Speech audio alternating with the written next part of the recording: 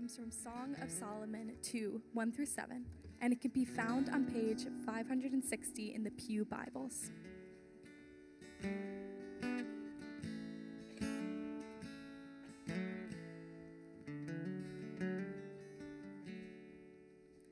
I am a rose of Sharon, a lily of the valleys.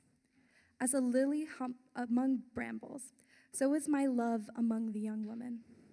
As an apple tree among the trees of the forest, so is my beloved among the young men. With great delight I sat in his shadow, and his fruit was sweet to my taste. He brought me to the banqueting house, and his banner over me was love. Sustain me with raisins, refresh me with apples, for I am sick with love. His left hand is under my head, and his right hand embraces me.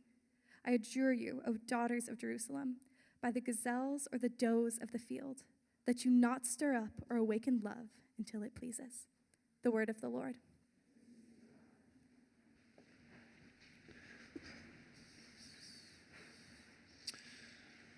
Good morning, everybody. Well, we are back at it this morning with another sermon from the Song of Solomon. And if you're new or newish to Calvary, this is part of our year-long sermon series through the wisdom literature of the Old Testament. So Job, Psalms, Proverbs, Ecclesiastes, and Song of Solomon, the last of the wisdom literature. And if you were with us the past few weeks, you know that we're reading the Song of Solomon in a distinctly Christological manner, meaning we're not simply interpreting the song as a statement about the beauty of marital sexual intimacy between a man and a woman, but even more about the beauty of marital spiritual intimacy between Christ and the church. The beauty and mystery and life-giving oneness of the ideal earthly marriage relationship is a picture, it's a signpost, it's an icon of the deeper beauty and mystery and eternal life-giving oneness of the heavenly marriage between Christ and the church. And so what that means is that the Song of Songs is for everyone.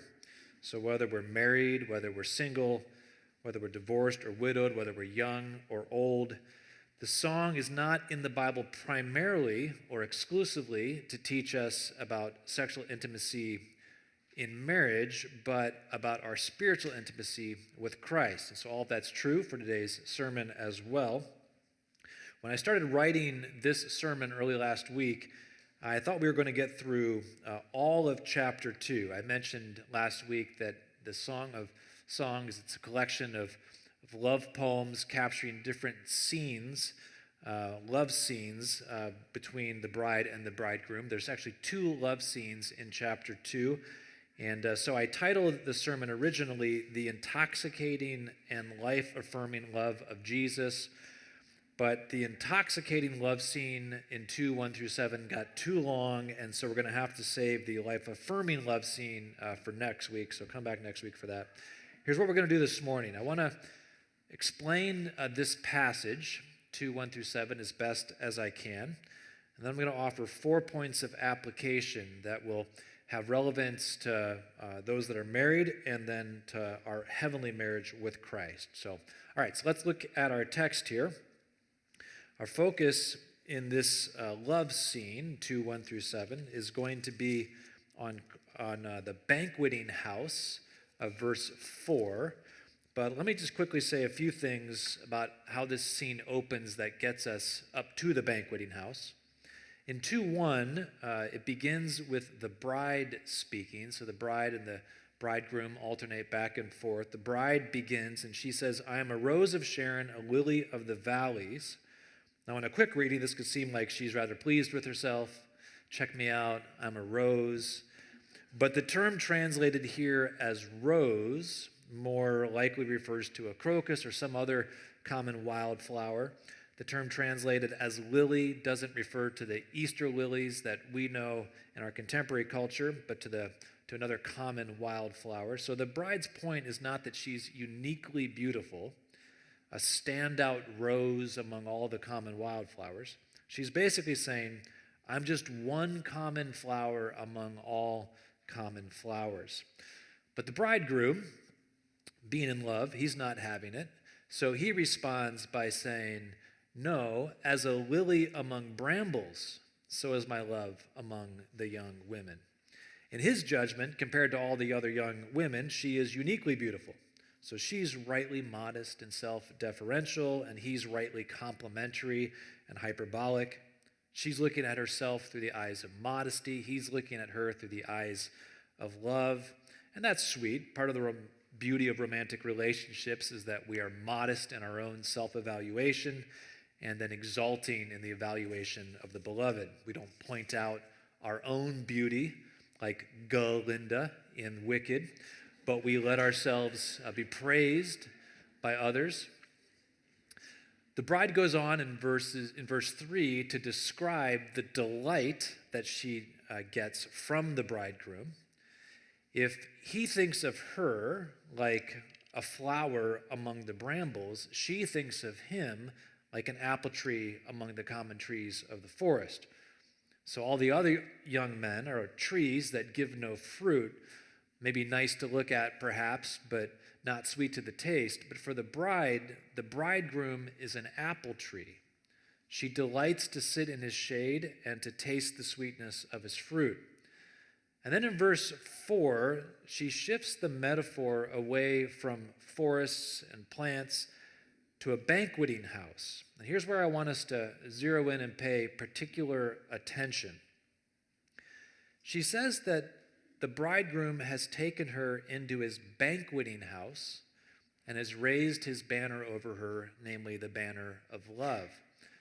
Now, some terms here in verse 4 are of interest. So first, the term love. The term translated here as love is the Hebrew term that's used frequently in the Old Testament, even if not exclusively, but frequently, to refer to sexual romantic love between a man and a woman. So clearly within the song, that's the sort of love that the bride is referring to.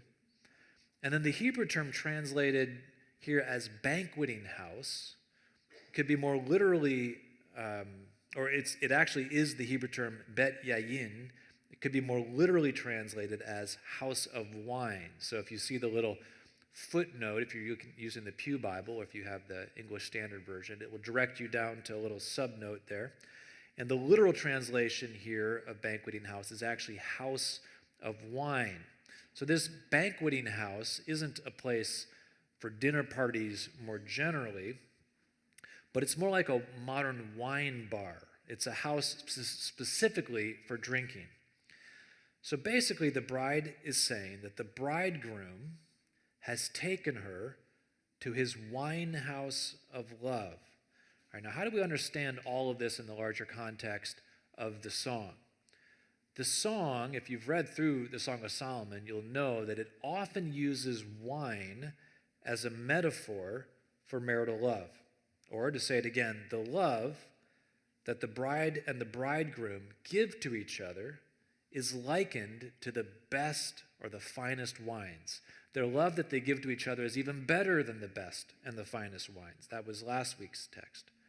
Now, in one of the steamiest passages, this is in chapter 7, the bridegroom says to his bride, "May your breasts be like clusters of the vine, and the scent of your breath like apples, and your mouth like the best wine." And the bride, just a few verses later, says that she will give to her bridegroom spiced wine to drink, the juice of my pomegranate.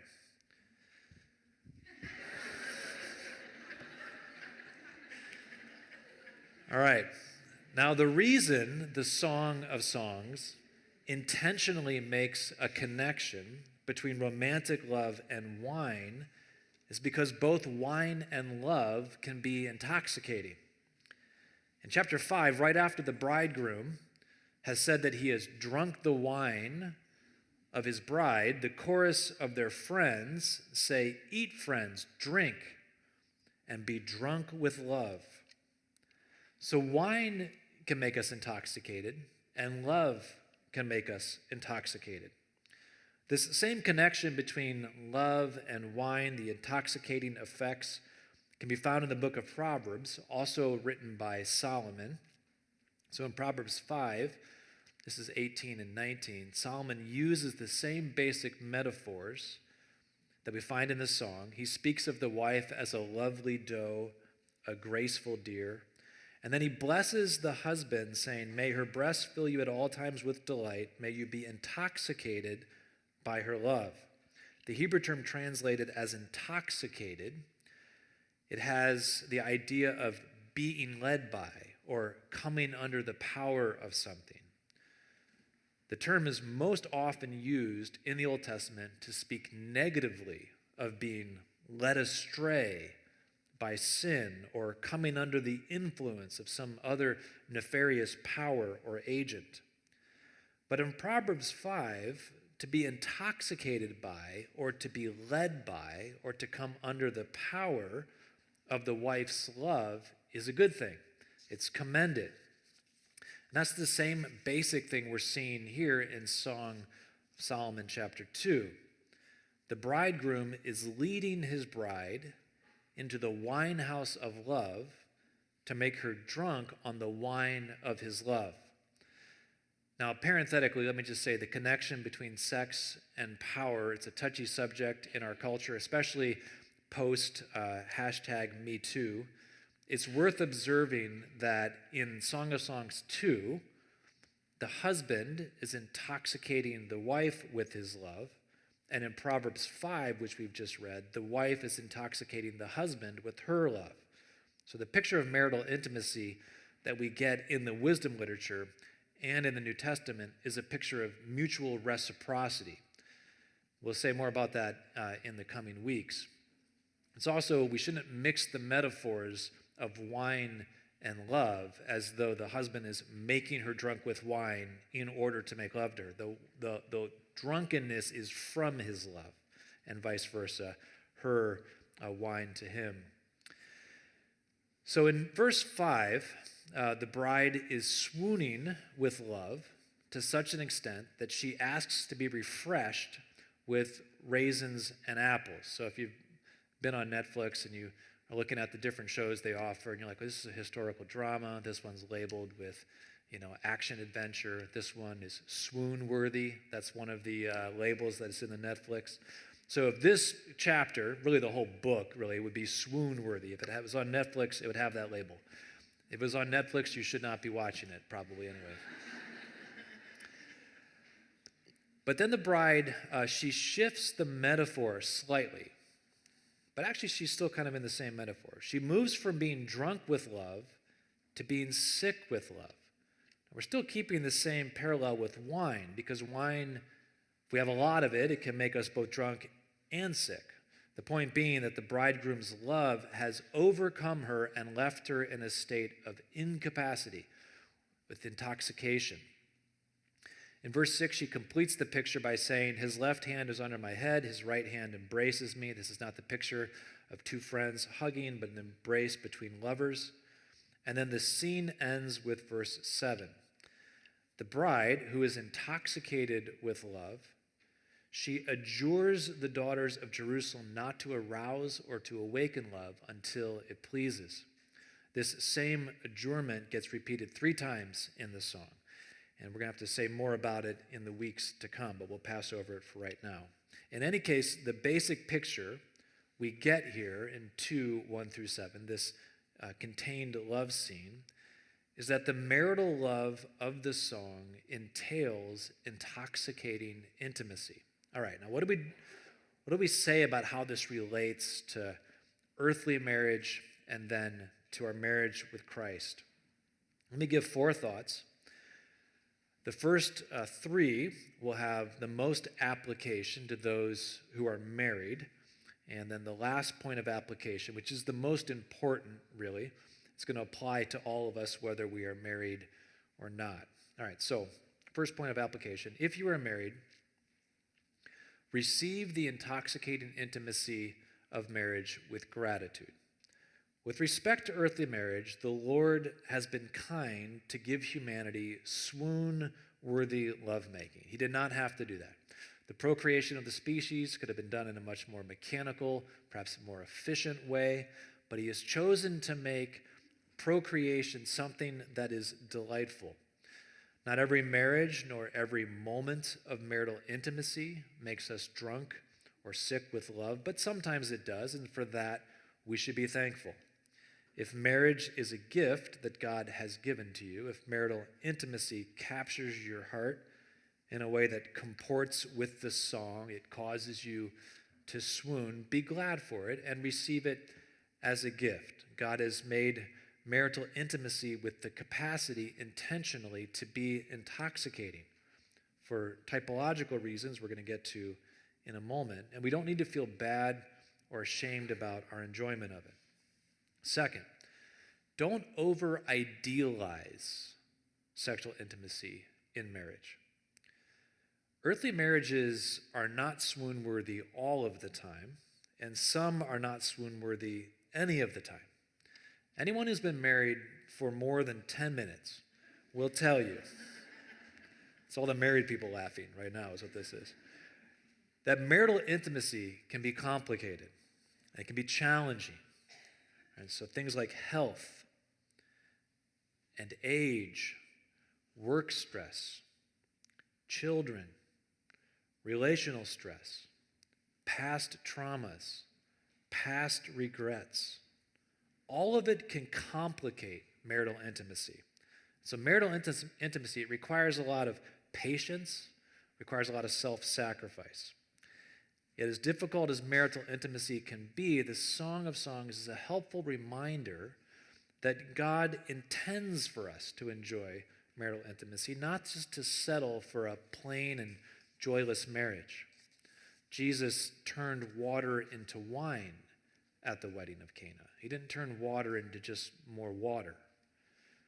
He means for us to celebrate and to rejoice. If your marriage is stuck on this point, not just occasionally, but in a long-standing way, then I would encourage you to seek some help. There's more to marriage than sexual intimacy, and sometimes, often, we can make too much of it. But if sexual intimacy is a challenge for you, maybe it's a challenge for your spouse, it's possible that the challenges are indicating places of unhealed hurt or relational pain that are either going on within the marriage itself or maybe from something outside of the marriage. So I would encourage you to reach out and talk to someone. You can talk to me or any of the other ministry staff. We're obviously not experts on marital intimacy, but we can direct you to the places that would be helpful for you. Third point of application, let your marriage age gracefully. When you ask the newly married couple, all ramped up on love and hormones and romance, what the secret to a happy marriage is, they just stare sappily in each other's eyes and they just say, you just love each other. It's so simple.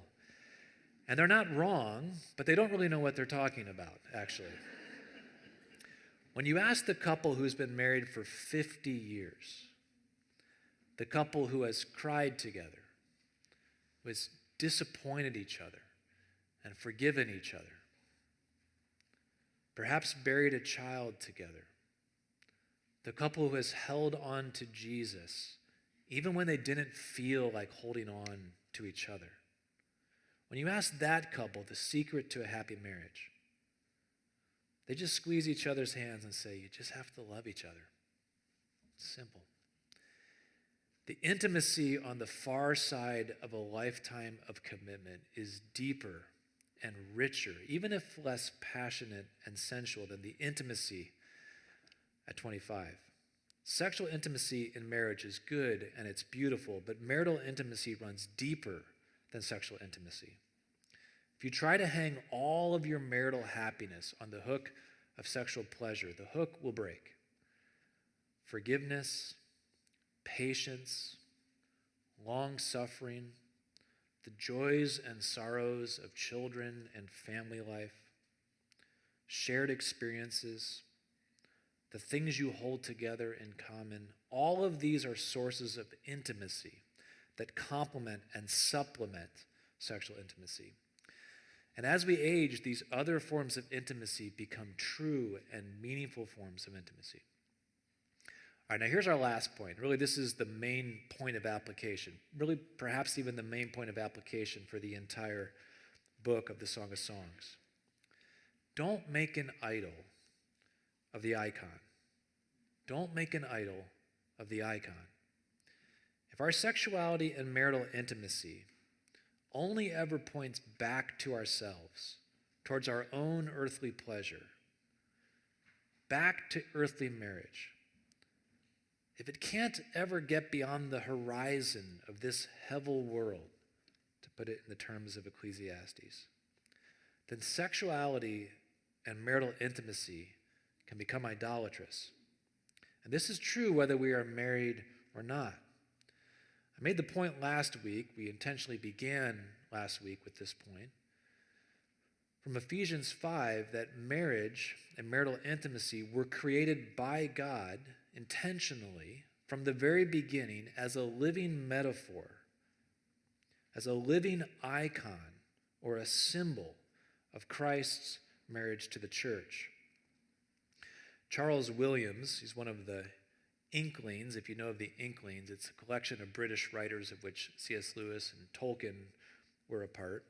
But Charles Williams was one of these writers, and he says this: "The lover contemplating in rapture the face of his lady, or a girl listening in joy to the call of her beloved, indeed any occupation exercising itself with passion, with self-oblivion, with devotion towards an end other than itself, is a gateway to divine things." A gateway to divine things. That's well said. When we look at the ideal marriage, whether we're married or not, we are meant to be led on to Christ and the church. And this understanding of marriage as Christocentric and also Christotelic, it points beyond itself. This is essential for reminding us all that marriage is good and it's a gift, but it's not the highest good and it's not the greatest gift. What marriage points towards, namely Christ and the church, that's the highest good. That's the greatest gift. The great temptation with marital intimacy, as with any other beautiful icon, is to worship it, to put all of our hope and our joy and our reason for living in it rather than in God himself.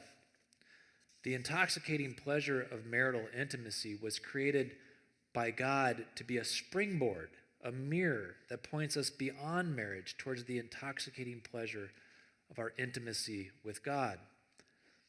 I don't know what you think of when I talk about intoxicating intimacy with God. Maybe some of you have had those encounters with Christ that are really beyond the words of description. That moment when you saw and beheld God in a way that just consumed your whole being. Maybe you haven't had that experience before, but if you have, you know what it is to be intoxicated by an encounter with Christ. In Psalm 16:11, David writes, "In your presence there is fullness of joy, and at your right hand, O God, are pleasures forevermore." David saw that all the pleasures of this world were pale and put in the shade compared to the pleasure of what it was to know God. In Psalm 84, the psalmist writes, "For a day in your courts, O Lord, is better than 1,000 elsewhere. I would rather be a doorkeeper in the house of God than dwell in the tents of the wicked." Or to put this translated into the words of the song, it's better to be a doorkeeper in God's house than to be in the intoxicating wine house of marital love.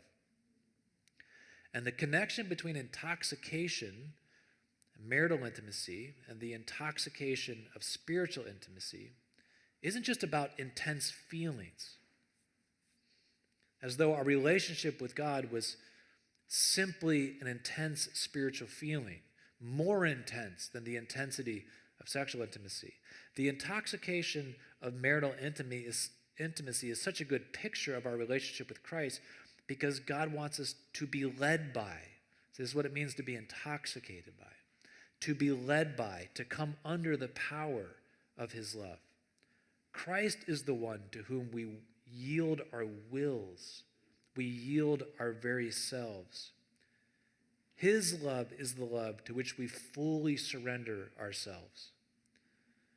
If you're married and you find yourself fighting constantly or consistently with your spouse about marital intimacy, or if you find yourself becoming bitter or resentful or withdrawn because of how your spouse is treating you or in your mind mistreating you with regards to sex, or if you're single and you find yourself constantly or consistently embittered towards God because he hasn't brought you a spouse, or if you're married or single and you find yourself bitter and resentful about the romantic relationships of others that you see around you that you don't have, it's possible that you are prioritizing the gateway gift of marital intimacy over the true and deeper gift of spiritual intimacy.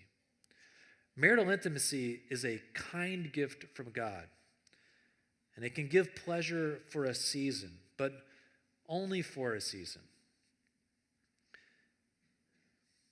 But the gift of God in Christ gives truest and deepest intoxication that will lead us into so much more than mere sensual pleasure. Even the best marital intimacy, the most swoon-worthy, the most Song of Songs type of marital intimacy cannot give us the true, deep, and eternal pleasure that God is offering us in Christ.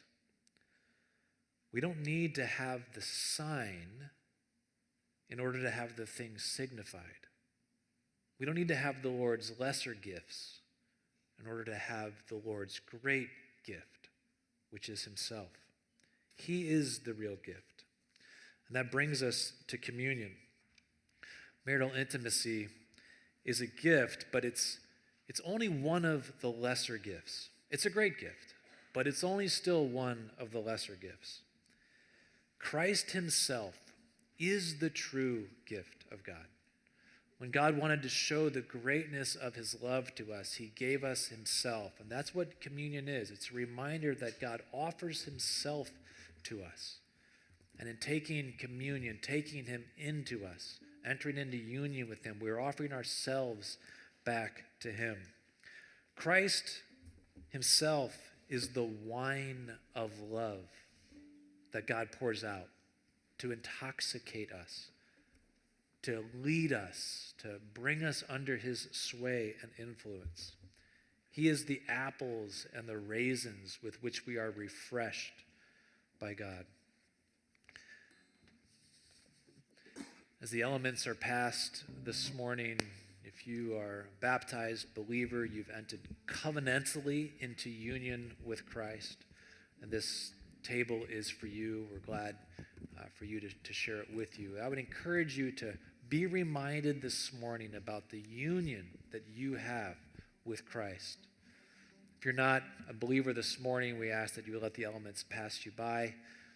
But I would encourage you to reflect upon the invitation that God extends to you as well. His desire, his heart, is that the whole of humanity would become the bride of Christ. He wants to enter into a love relationship, a covenant relationship with every single human being. And that offer, that invitation is extended even to you this morning. Invite the servers to come forward, and we'll distribute the elements together, hold them, and then I'll invite us to take them together at the end.